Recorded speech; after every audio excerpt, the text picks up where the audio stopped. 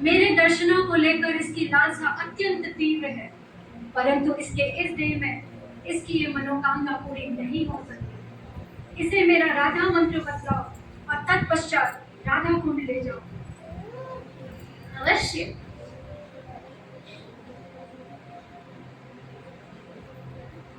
कृष्णदास, आज मैं तुम्हें एक अत्यंत ही गूढ़ और रहस्यमय राधा मंत्र बतलाऊं। जब भी तुम इस मंत्र का जाप करोगे, स्वयं को राधा रानी के श्री चरणों में पाओ।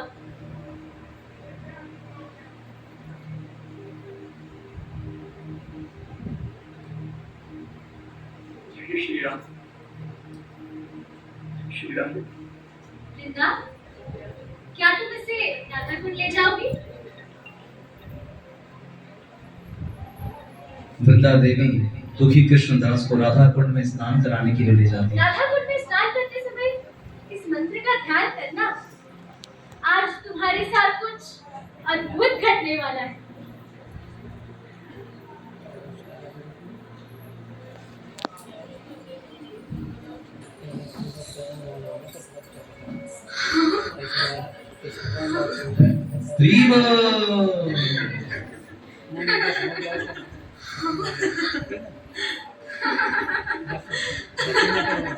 चकित ना हो दुखी कृष्णदास। राधा कुंड के पावन जल में डुबकी लगाने के पश्चात तुम अपने मूल स्वरूप कनक मंजरी के रूप में प्रकट हुई हो। हाँ, आध्यात्मिक जगत में यही तुम्हारा परिचय है। कनक मंजरी के रूप में तुम ललिता सखी तथा राधा रानी की नित्य सेवा करती हो। अब चलो, राधा रानी तुम्हारी प्रतीक्षा कर रही है।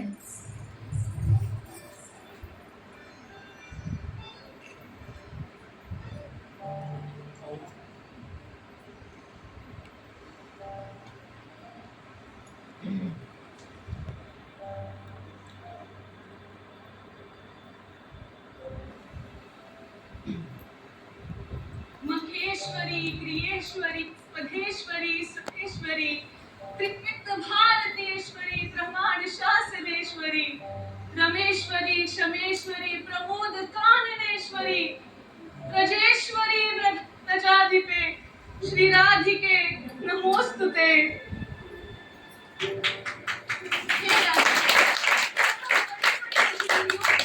तपस्वियों को भी आपके दर्शन दुर्लभ हैं। अहो भाग्य मेरे कि मुझे आपके दर्शन प्रदान हुए। ये तो केवल मेरे गुरु श्री हृदय ठाकुर की कृपा और आशीर्वाद का प्रताप है। मैं धन्य हो गई। कनक मंजरी, दुखी कृष्णदास के रूप में पिछले 12 वर्षों में तुमने निरंतर ही मेरे आराध्य श्री श्याम सुंदर के नाम जपते हुए बड़ी निष्ठा से सेवा कुंज की सेवा की है। तुम्हारे इसी सेवा भाव के कारण तुम इस योग्य हुए कि मेरे दर्शन पा सको। और तुम्हें क्या लगा? मेरा नुपुर गलती से गिर गया था? नहीं, ये लीला तो मैंने अपनी स्वेच्छा से रची, केवल इसलिए ताकि मैं तुम पर अपनी कृपा बरसा सकूं। जब इस अभागन पर आपने इतनी कृपा की है, तो कृपया एक कृपा और कर दीजिए।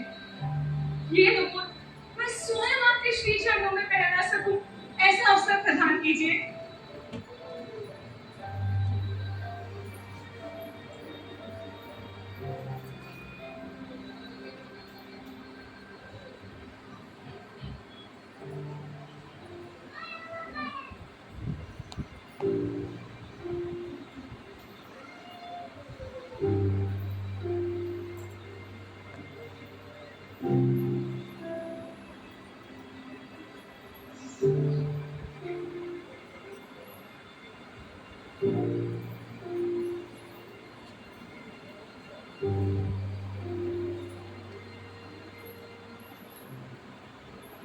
ललिता, इसके मस्तक पर मेरे नुपुर से एक नया तिलक बनाओ,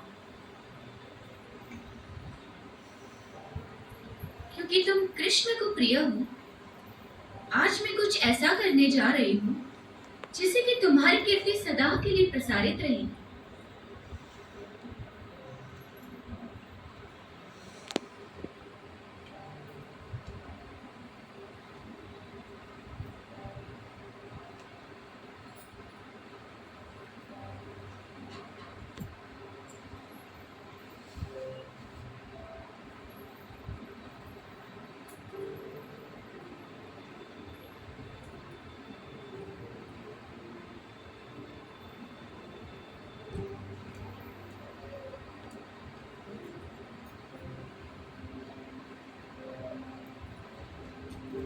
आज से तुम इसी आकार का तिलक धारण करोगे, ये श्याम मोहन तिलक।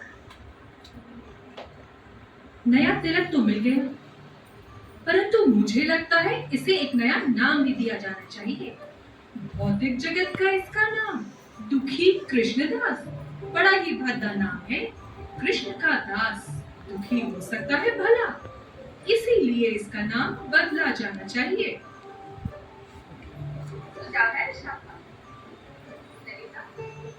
कनक मंजरी तुम्हारी ही चीज है। इसे एक नया नाम देकर तो जीवन मंगलकारी बनाओ।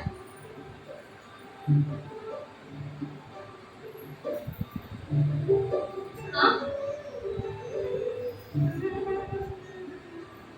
क्योंकि इसने शाम की शामा अपार आनंद दिया है। आज से दुखी कृष्णदास का नाम होगा श्यामानंद।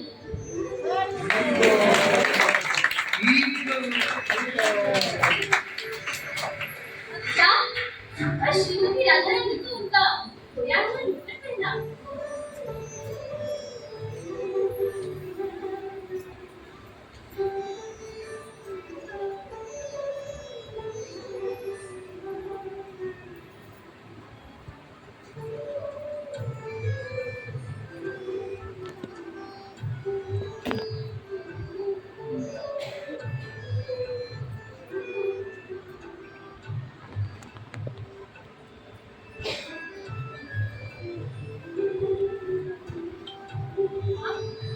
एक विशेष बात का स्मरण है।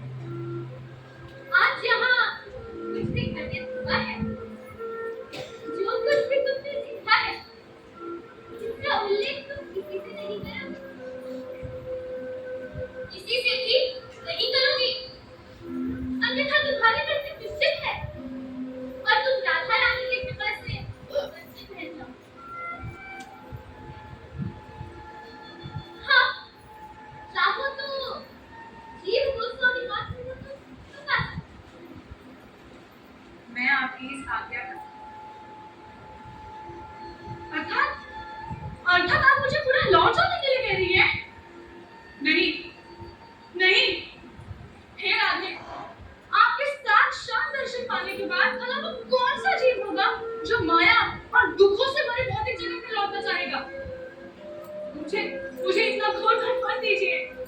मैं तो हमेशा से आपके संग में रह के आपकी सेवा करना चाहती हूँ। श्यामानंद, तुम तो स्वयं श्री अद्वैत विचार के महाभाव की तरह। तुम जैसे नित्य सिद्ध जीव को इस धरती पर एक विशेष कार्य हेतु ही भेजा जाता है। कृष्ण भक्ति के प्रचार द्वारा जन कल्याण। अभी तो तुम्हें इस धरती पर बहुत से महत्वपूर्ण कार्य करने हैं।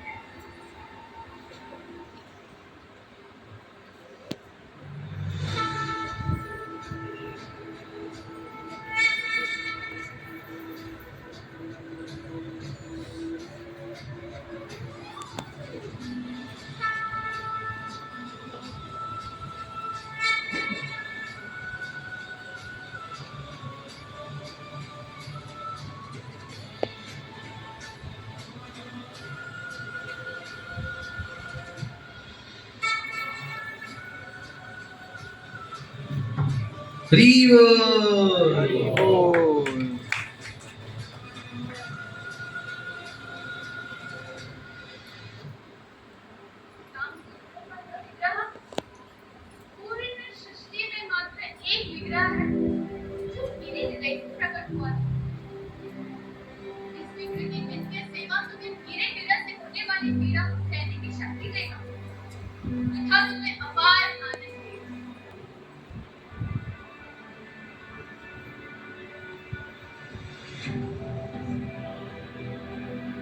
हरि बोल। श्री श्री राधा श्याम सुंदर भगवान की जय। पूर्ण श्रद्धा से जो इस विग्रह के केवल एक बार दर्शन करेगा, उसकी भूत तथा भविष्य की 10 पीढ़ियां निसंदेह परम धाम गोलोक वृंदावन को प्राप्त करेगी। श्याम सुंदर जी के मंदिर की 4 प्रदक्षिणा मानो ब्रह्मांड की प्रदक्षिणा बराबर होगा। सभी तीर्थ क्षेत्र की यात्रा और पावन नदियों के स्नान कैसे बराबर होगा। इस विग्रह की आराधना करने वाला महात्मा सारे संसार को मोक्ष दिलवाने की क्षमता रखेगा। इसलिए हे श्यामानंद, इस विग्रह की अर्चना द्वारा वो शक्ति अर्जित करो जिससे तुम विश्व भर कृष्ण भक्ति का प्रचार कर सको। मैं तुम्हें आश्वासित करती हूँ कि इस जीवन के पश्चात तुम पुनः कनक मंजरी के रूप में मेरे नित्य सेवा में लौट आओ।